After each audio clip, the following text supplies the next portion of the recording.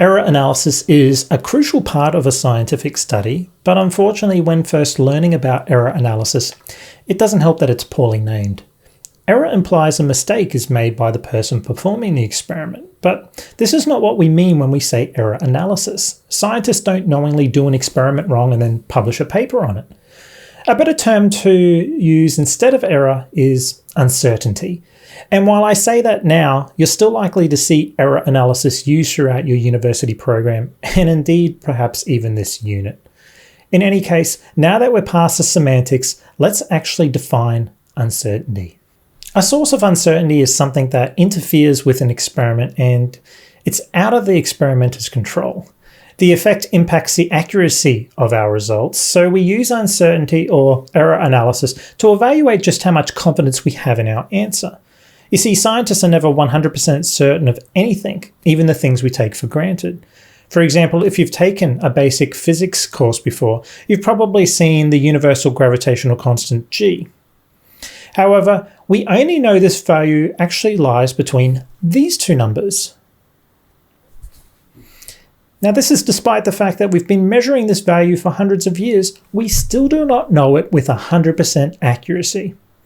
Now, in astronomy, the uncertainty tends to be a lot larger, and that's due to the fact that we're observational in nature and we play with very large numbers as well.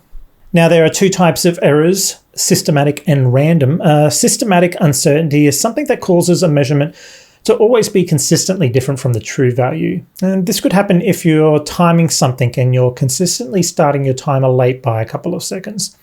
In astronomy, a big systematic uncertainty is caused by interstellar dust that constantly blocks light from distant objects.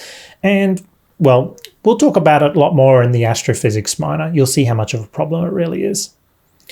Now, the issue with these types of systematic uncertainties is, since they're constant, they're also very difficult to isolate as well. A simpler systematic uncertainty is caused by the limitations of, say, your measuring device. For example, a ruler may only have tick marks down to 1 millimeter, and that's as precise a measurement as you can get. The same applies for our stopwatch from before. It might only report time down to 1/100th of a second. Or if we think about a telescope that records astronomical coordinates, we might only find it goes down to half a degree. Now, the nice thing about these uncertainties in this case is that they're usually easy to predict how large they are, and we can take them into account. Well, what about random uncertainties? Well, these are things that cause a value to change unpredictably each time you measure it. These can be caused by fluctuations in your measuring device, different interpretations of a measurement, or perhaps interference by something in the environment. A common example is measuring the length of a room using a tape measure or a ruler. If I gave everyone now a ruler and asked them to find the length of a room, you'd likely all get different answers.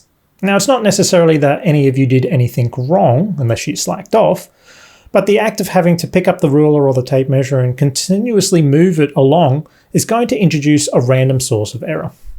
Now, in astronomy, one of the most obvious sources of random error is the atmosphere, whose constant motion causes astronomical objects to fluctuate, to brighten or to dim. Now, a common way to remove random uncertainty is to take many measurements and average them, but this doesn't always work. Sometimes you'll have to change how you do your actual measurement. In astronomy, an example of that is to apply adaptive optics to our telescope, which can help reduce the effects of the atmosphere. So what about this class and the labs that you'll perform here? Well, in physics, uncertainty analysis involves calculus and statistics, but I'm also mindful that not all of you are physics majors, so you won't necessarily have to take it that far. The most common uncertainty calculation you'll have to perform is the percent error formula, which is useful for determining the precision of your calculations. You'll likely find this is the only error analysis I ask of you in the pro forma-based practical experiments. Now, the formula is given by the equation shown here, and a percent that's very close to zero means that you're very close to your known or your true value. Now, this approach is only for when we have a determined specific value. For example, I might provide you with documented values performed by other scientists, which you can then use as the true value. Now, for report-based practicals, ones that you need to write up yourself and not just on that pro forma sheet, you're encouraged to identify sources of uncertainty, explain how they might impact your results, and think of ways to correct or even remove them. Now, I've uploaded a guide for how to report and propagate your errors. I know some of you are well over this, so this resource is for those that are new to error analysis or those that just need a refresher. For the reports, error analysis is a component of your grade, so reviewing this guide will be well worth your time. Okay, that's it for this video. If you need more assistance, please see myself or one of the demonstrators in the lab session for help.